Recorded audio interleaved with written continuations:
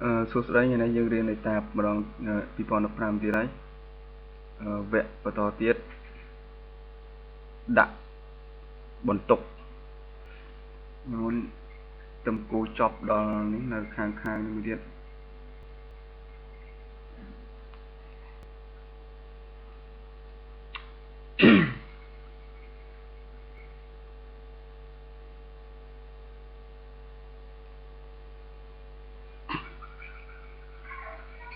ណាលំហាត់គ្នាមុន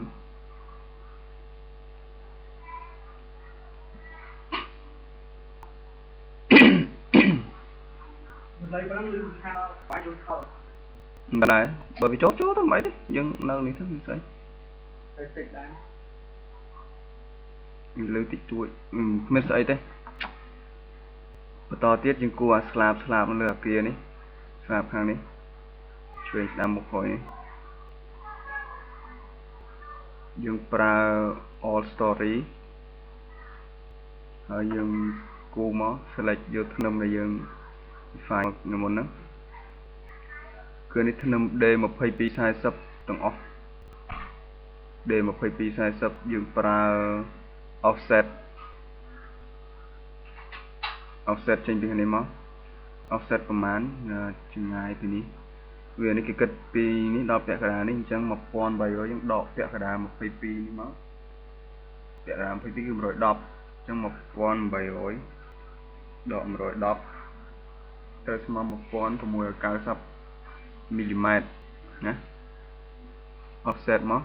ដក1690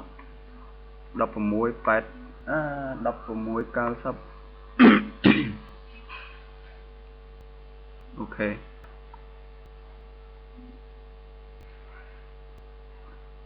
អូ no បូកវិញច្រឡំនេះនៅលើបើនៅក្រោមគឺបូកវិញ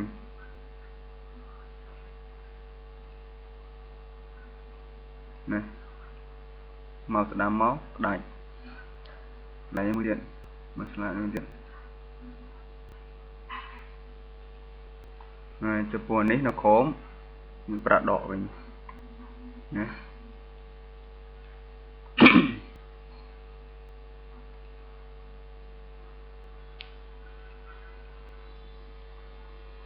អេតា2015ហ្នឹងវាគ្រាន់តែពេលយើង select យើងចង់ដាក់អញ្ចឹងវាអត់ចំដូចកន្លែងដូច AutoCAD អញ្ចឹងណាអញ្ចឹងតែបើ version 9.1 យើងប្រើស្រួលមែនគ្រាន់តែធម្មតារបស់គេ update ថ្មីវាមិនដែលគិតថាវាអន់យ៉ាងមុនណាវារត់លឿនដែររត់លឿនជាងអាមុនរត់លឿនជាង version ចាស់រត់ឡើងទេឥឡូវមើលទៀតអានេះ1ម៉ែត្រទៅទឹកដក 1100 ដែរមក1ម៉ែត្រ 5.9 ណា1ម៉ែត្រ 5.9 អូខេ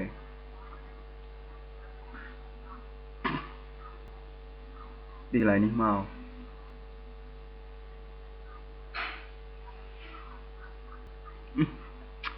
ជិះតែនេះចឹងហើយ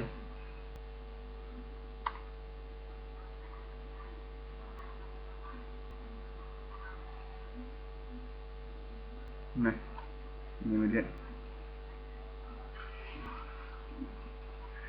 អានេះมันដកมันត្រូវនេះ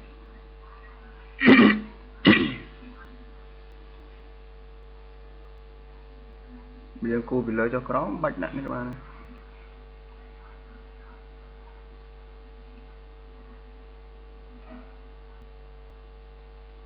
អូខេ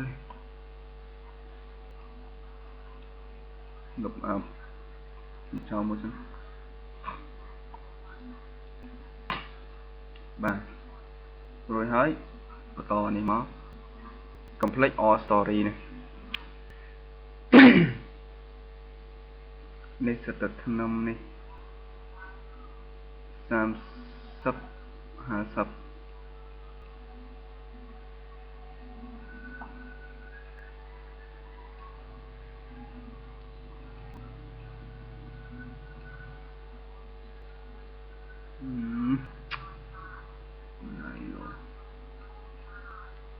việc cũ việc đã mò select việc search trong nhé việc của bạn nhé anh là tiết eta pi pun pram việc chân ngón nè bỏ chỗ cũ chấm lục cho và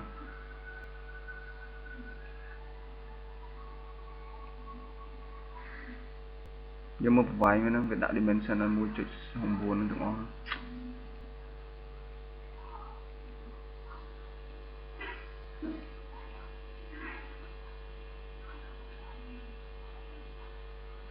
mua chữ hàm buồn nhưng mà vài vậy nó mà việc cũ trên mắt phải đạo anh chẳng việc rồi nữa nào như trình đạo vài vậy mà ta version 4 check này như này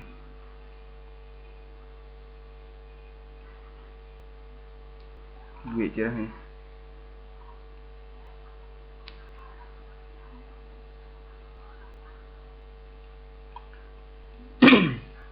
anh dân mơ hơi nhưng vô tới xa chưa còn anh cú ấy tham việc tràn tới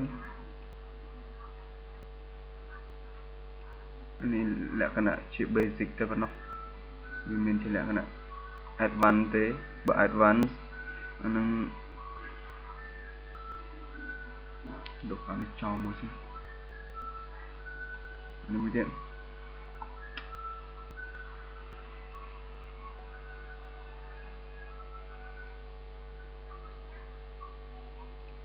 ba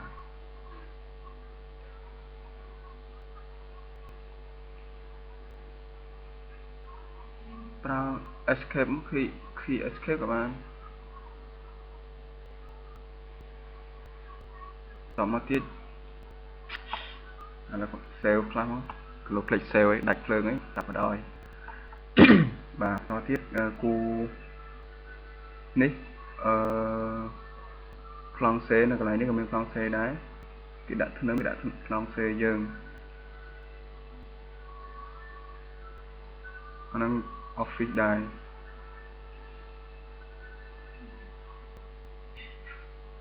គូប្លង់សេយើងដឹងហើយចុចកន្លែងហ្នឹងមកហើយសកត់ឲ្យជាប់ទាញមកដល់នេះកន្លែងមកចុចចឹងហើយទាញមកដល់នេះកន្លែងមកអូខេ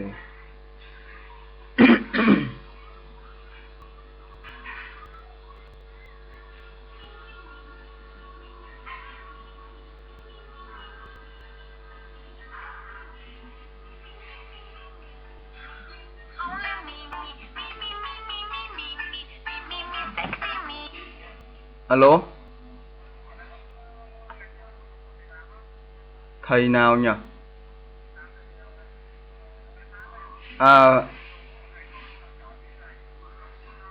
ông gọi thằng Vinh sao gọi thằng Vinh hình như nó có tớ không có tớ xóa mất rồi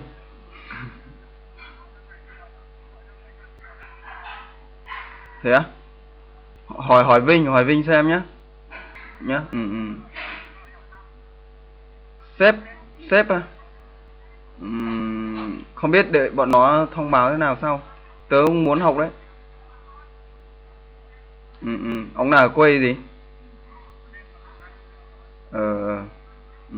thế nhá bye bye về Suro Lake thầy Tam việc thầy chọn riêng sếp chọn riêng đấy đồngประมาณนั้นเนี่ยเซฟอะเรื่องนั้น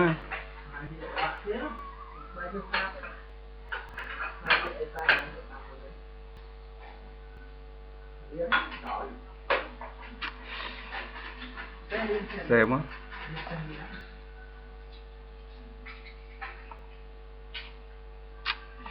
แล้วอันนี้ยังกูรู้ให้ยังดิฟานบรรทุก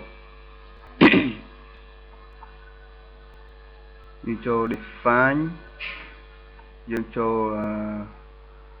load pattern เนี่ยน้องนี่เป็น static load เป็น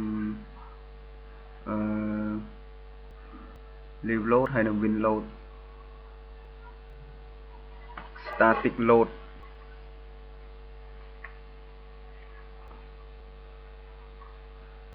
static load ហ្នឹងបន្ទុករបស់អាគារបន្ទុកងាប់ហ្មងលុបអាឡែងលាវនេះចោលមួយមកមេគុណវា 1.1 ប្រាប់ណែតមកទៀត dead ហ្នឹង static នេះ leave load បន្ទុករស់មេគុណវា 0 តមកទៀត wind ខ្យល់វាមានតាមទិស x ទិស y ទិស x បើថាពីឆ្វេងទៅស្ដាំហើយពីស្ដាំមកឆ្វេង y អញ្ចឹងពីលើចុះក្រោមពីក្រោមឡើងលើណាមួយបើថាមានខ្យល់មកបក់ពីឆ្វេងស្ដាំតាមទិស x មានតែមួយខ្យល់បុកមួយទៀតខ្យល់ស្រូបបុកពីមុខហើយវាទាញពីក្រោយទៀតអានោះវាសាហាវឥឡូវយើង define wind x វិជ្ជមាន wind add មក wind x អវិជ្ជមាន add មក wind y អវិជ្ជមាន add មក y វិជ្ជមាន add មកទៀតមកអូខេ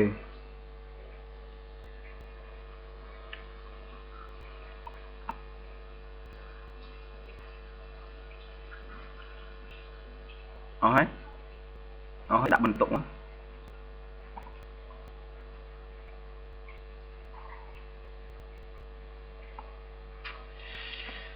ដាក់បន្ទុកយើងមើល static load planche office ហើយនឹង corridor 1.5 អញ្ចឹងយើង select ដាក់ all story មក complete all story នោះដាក់ម្ដងមកតង់មួយជាន់ហ្នឹង700 select property slab sections យើងលុបអានេះចោលវាស្រួល define section property slab section ចុះអាណាត់ហ្នឹងមកចេញមករហូតហ្នឹងអូខេទៅ select property slab section office ហើយ corridor select មក close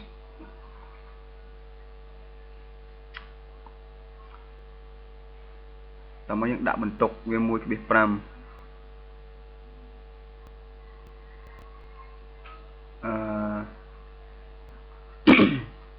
assign shall នេះ shall load តើមកយើងពាក្យថា uniform ហើយវាមាននេះឲ្យយើងជ្រើសរើសណាអញ្ចឹងវាជា static load យើងដាក់មក 1.5 គីឡូញូតុនក្នុង 1 ម៉ែត្រការ៉េ apply មក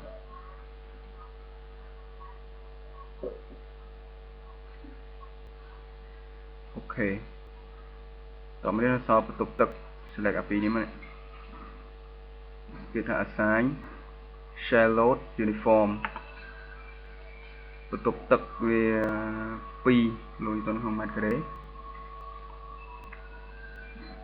apply មកណា2នេះ1វាតាមទាំងអស់អូខេតទៅទៀតអានេះចំពោះ planche វាមាន leave load ទប់ទឹកនឹងកាយអាឡ័យទី2 4យើង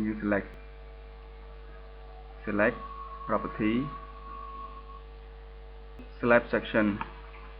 office toilet select close ចូលពី assign shall load uniform 2.4 វាជាគេ ប្រភេទ leave load select ណាជួយ apply មកហើយចំពោះនេះយើង close មក select property select section corridor select មកហើយ assign ម្ដងទៀត shell load uniform អានឹង3 apply មក choose អូខេតទៀតលើធ្នឹម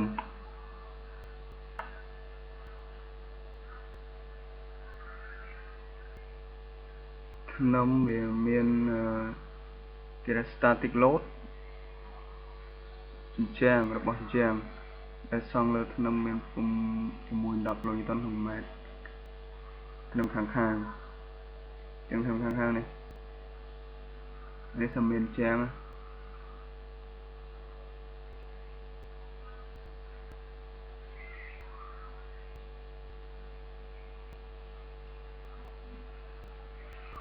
មានជាងធ្នឹមខាងយ៉ាងធ្នឹមកដាផ្សេងទៀតធ្នឹមខាងមានជាង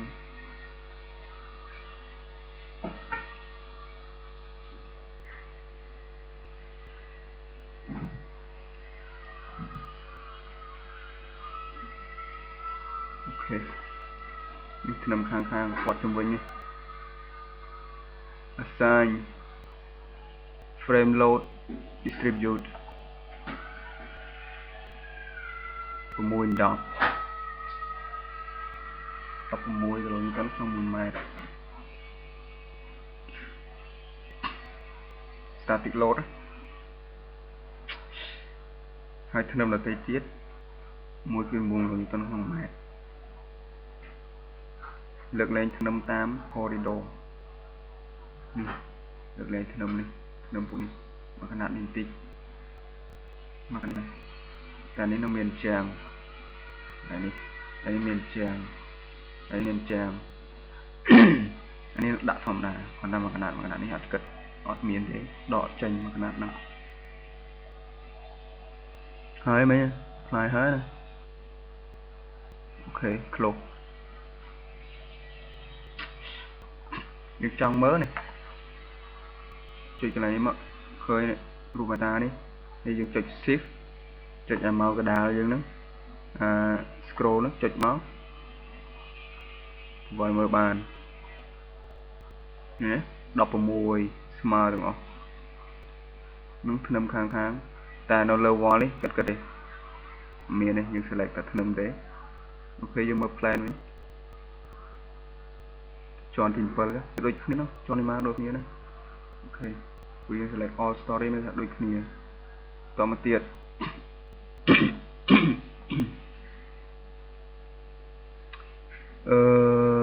បន្តមកទៀតយើងគេថាធ្នឹមនៅសល់ក្រៅពីហ្នឹងវាផ្សេងអញ្ចឹងយើង select នេះសិនមក select យើង hide របស់មួយចំនួនដែលយើងត្រូវការ select កុំឲ្យវាជាន់ញ៉ៃពិបាកចូល select section office control ឲ្យជាប់មកចុច select មួយមកអូខេ select មក close តមក mouse ស្ដាំ hide selected object អូខេបាត់អស់ណាតតែធ្នឹមឯងយើងស្រួលនេះស្រួលដាក់បន្ទុកធ្នឹមនេះមួយធ្នឹមនេះមួយធ្នឹមនេះ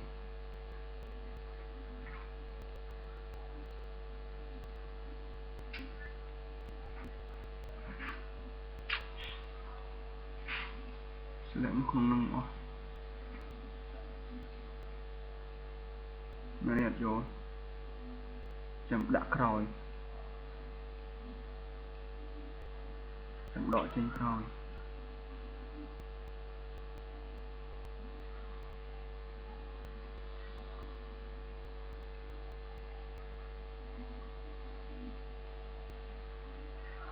គេអត់ខ្វាញ់មិនដឹងមិនទេ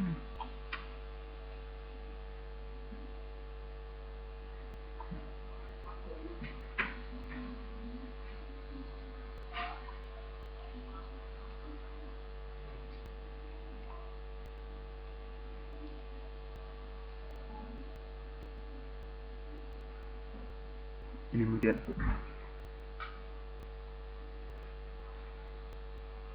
នេះមួយទៀតមើលសិនអស់នៅនេះយកទេអត់ចេញមកកាលណាគេប្រាប់ថាហ្នឹងបន្ទុករបស់អញ្ចឹងបើយើងដាក់បន្ទុកលើនេះទៀតមានថាកន្លែងនេះមានអញ្ចឹងដែរអញ្ចឹងបើមានអញ្ចឹងផ្លូវដើរវាហើយផ្លូវដើរវាទៅមិនរួចលោតភ្លើងណាបងអ៊ីនធឺណិតនេះមួយទៀតហើយពាក្យថា assign មក frame load distribute ហ្នឹងប្រហែលហ្នឹង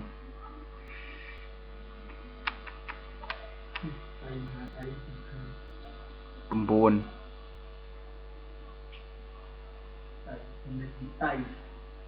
static load gravity apply អូយតែអត់ apply មកអូខេ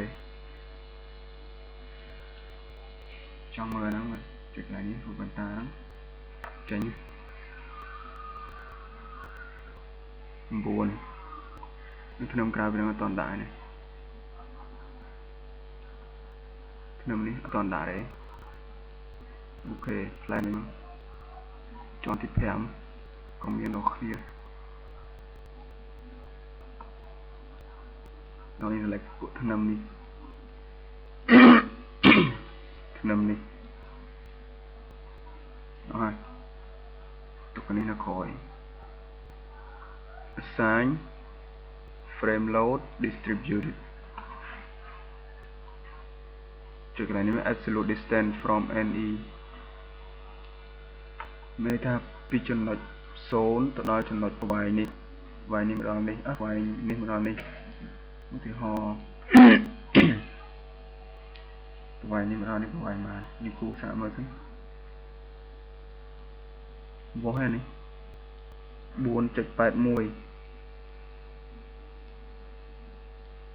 យើង 4.81 ម៉ែត្រ 4.81 ម៉ែត្រប្រមាណ 9 n ក៏ 9 ដែរនេះលុបចោលមក apply អូតន select ផងនេះ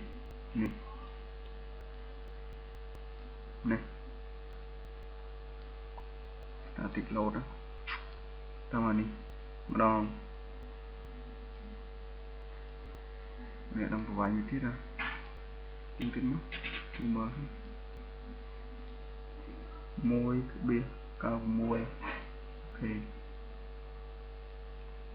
1.96 select វាមកហើយចាំ apply អូខេ close แล้วមើលទៀតមើល static load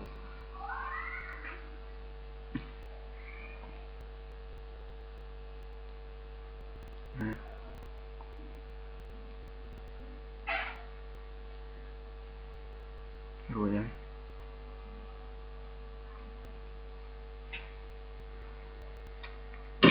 បន្តទៀតបន្ទុកខ្យល់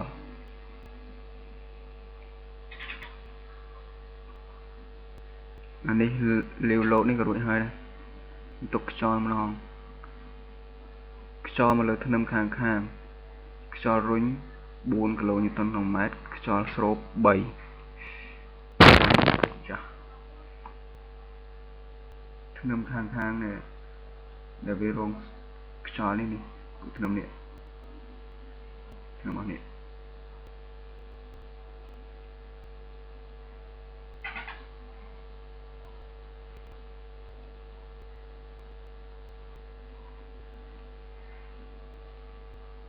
story ខ្ញុំដែលមានជាងសងវាបុកវាខ្យល់បក់មកប៉ាហ្នឹងនេះឥឡូវខ្យល់បក់ពីឆ្វេងស្ដាំតាមទឹក x គឺជាខ្យល់បុកខាងនេះខ្យល់ស្រូបផ្សេងដាក់ខ្យល់មក assign frame load ដូចគ្នា distribute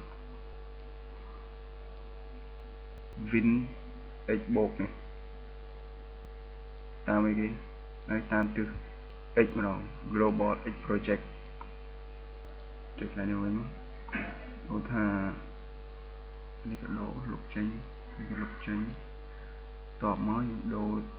ខ្ចប់បុកពីនេះមក4 គីឡូញូតុនក្នុង1ម៉ែត្រ apply ហើយធ្នឹមខាងនេះគឺស្រូបតាមទិសដូចគ្នាតែមួយហ្នឹងហើយមានខ្យល់បុកមានខ្យល់ស្រូបហើយ3 apply វាបុកផងវាទាញផងអាសัตว์ខ្យល់ហ្នឹងតើមកយកខ្យល់អវិជ្ជមានម្ដងទីតាមមួយឆ្វេងម្ដងអានេះខ្យល់កន្លែងខាងនេះស្រូបវិញដកបានដក3ហ្នឹង global x ដូចគ្នា apply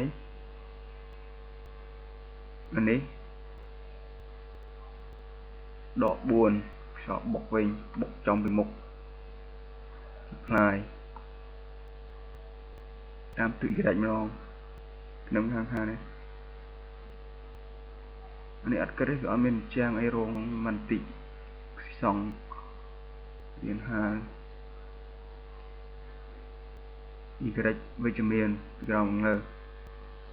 global y project បុកចំមុខ4 apply មកនេះ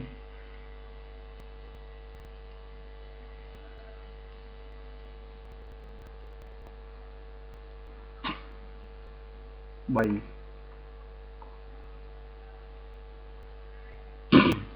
previous select មក select នឹងដែរ y អវិជ្ជមានម្ដងដក4 boost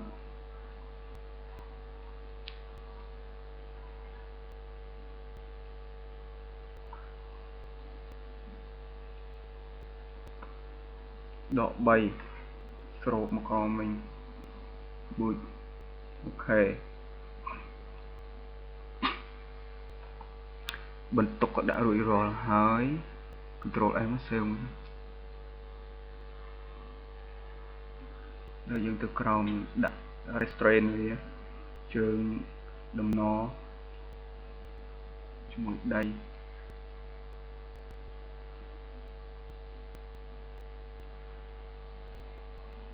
ចំពោះដំណឡើយនេះយើងដាក់ទៅ one story មកបាទ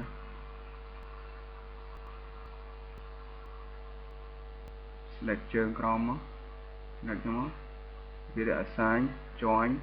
restraint select នេះបើកន្លែងនេះវាដកនេះចេញនេះដកនេះចេញបើនេះអត់មានអីសោះដកនេះមកជាប់ apply អូខេ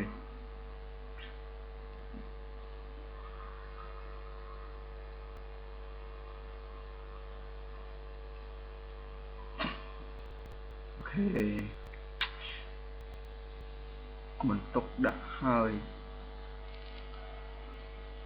ស្ដាប់មក show all object បន្តមកទៀតយើងចែកធ្នឹមចែកប្លង់សេនេះទូចដើម្បីឲ្យវារ៉ាន់ទៅវាមានលក្ខណៈកម្រិតលម្អៀងវាកាន់តែតូចដើម្បីវាកណនីទៅកម្រិតលម្អៀងកាន់តែតូចចូល select property select section select មួយទាំងអស់មកអូខេតោះមកយើងយកពាក្យថាassign shell floor auto mesh options ជំហានហ្នឹងហើយយកពាក្យថា auto cookie cut object to structural element គ្រីសទាំង4ហ្នឹងមកហើយវាចែកជា1ម៉ែត្រជ្រុង1ម៉ែត្រយើង apply មកអូខេតែវាចេញអក្សរ cookie cut នេះមានថាវាបានចែកអាហ្នឹងចេញមកអស់ហើយទូចមក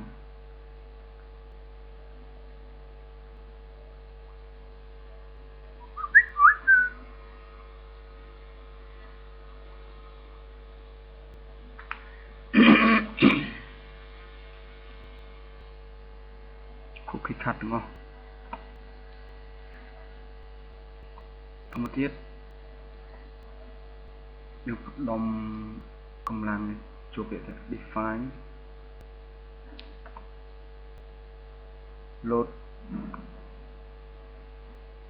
load combination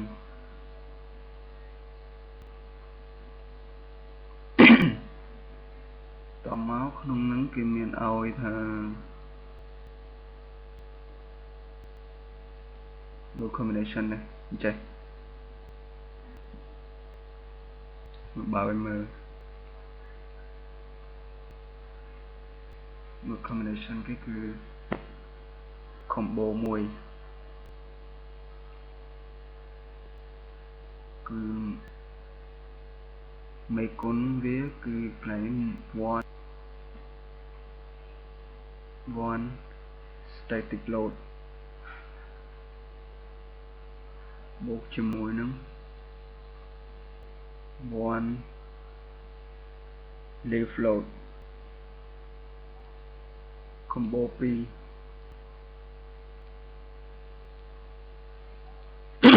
one static load បូកជាមួយនឹង 0.9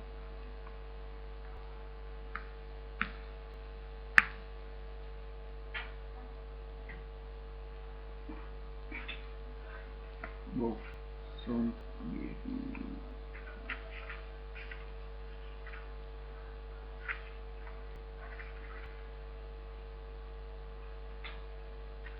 0.9 នៃ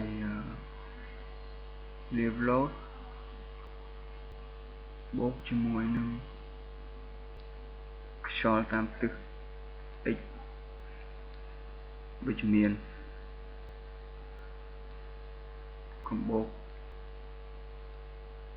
3 ស្មើនឹង one static load បូកឲ្យ 0.9 នៃ live load បូកជាមួយនឹងខ្យល់តាមទិស x អវិជ្ជមាន combo 3 បូក 4 វាស្មើជាមួយនឹង one static load បូកជាមួយនឹង 0.9 live load បូកជាមួយនឹងខ្យល់តាមទិស y វិជ្ជមាន combo 5 ស្មើជាមួយនឹង one static load បូកជាមួយនឹង 0.9 នៃ live load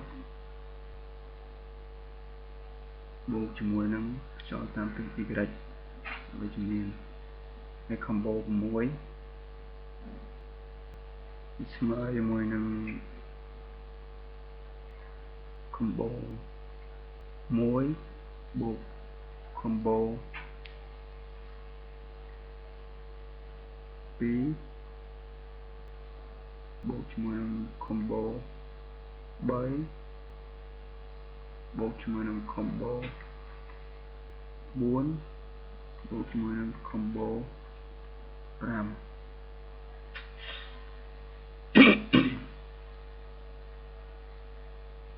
design តាមនោះ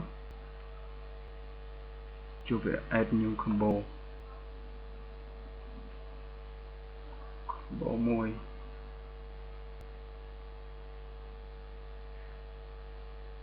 អានេះយើងប្រើ line new add លើធម្មតាដែរក្នុងនោះមាន static load 1 យើង add live load 1 combo 1 combo 2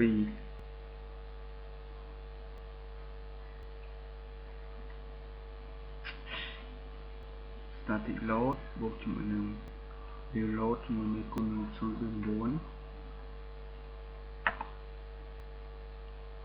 ហើយបូកជាមួយនឹងខ្យល់ 0.9 ដូចគ្នាអូខេ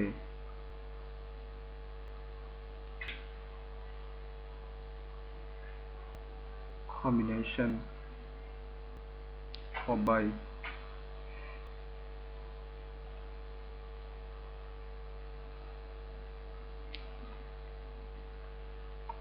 add which mean add okay cho nên combo đó modify đó đâu chứ muốn chắc phải đồng chạy ok add new combo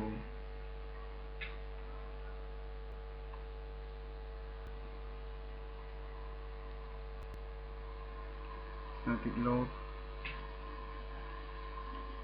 sử dụng buồn add sử dụng buồn add ok combo combo gram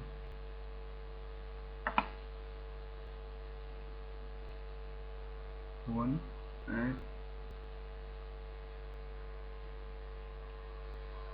one add ok combo mùi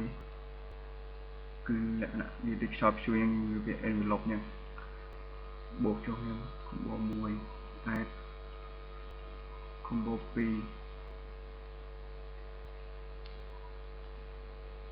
add combo 3 add combo 4 add combo 5 rồi ok ok đồng như hơi hơi rồi đều mấtបន្តទៀតយើង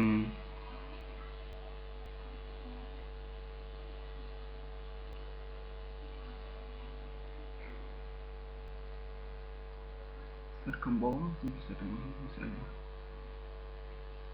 đều mất cứ đó hết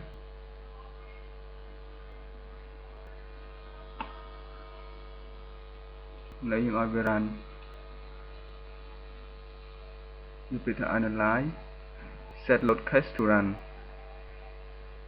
hayយើង select all មួយណារនណាមិន run មកដោយម៉ូដចឹងចំណាំវានេះចុចនេះមកវា run do not run ចឹងយកឲ្យវា run ទេនៅ run ទៅប៉ុណ្ណេះមកបន្ទុកដែលយើងធ្វើនេះយើងឲ្យវា run ទៅប៉ុណ្ណឹងមក run now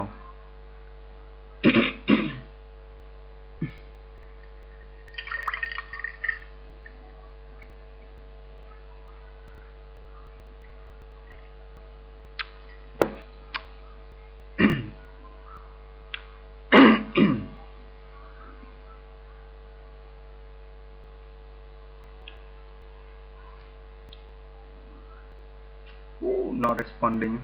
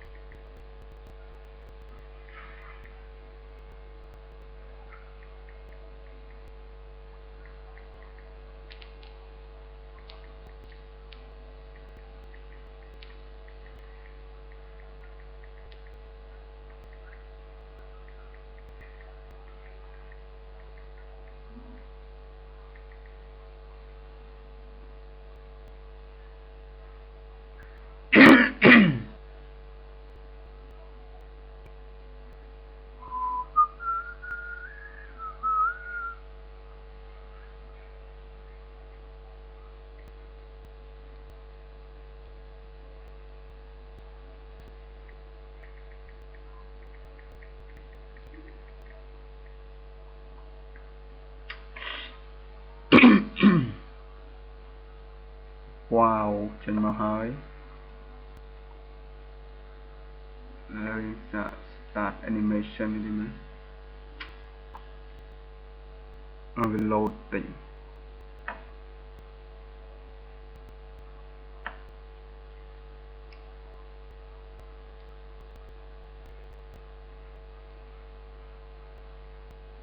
start animation អូបាក់មើលមែន display មើលថិចនេះដូរពណ៌នេះដាក់ពណ៌ក្រហមច្បាស់តិច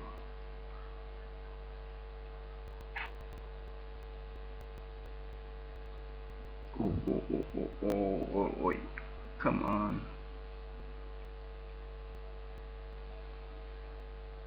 ទៅជួយខ្ញុំទៅអីសង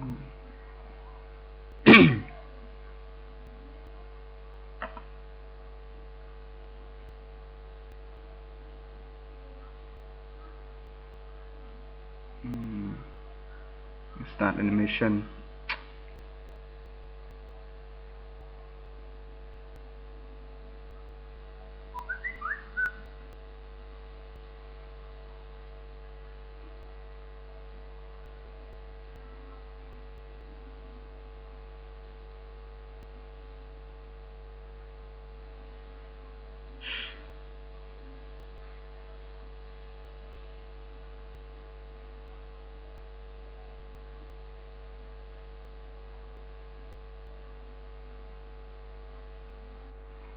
នៅវគ្គក្រោយចាំប្រកាសលទ្ធផល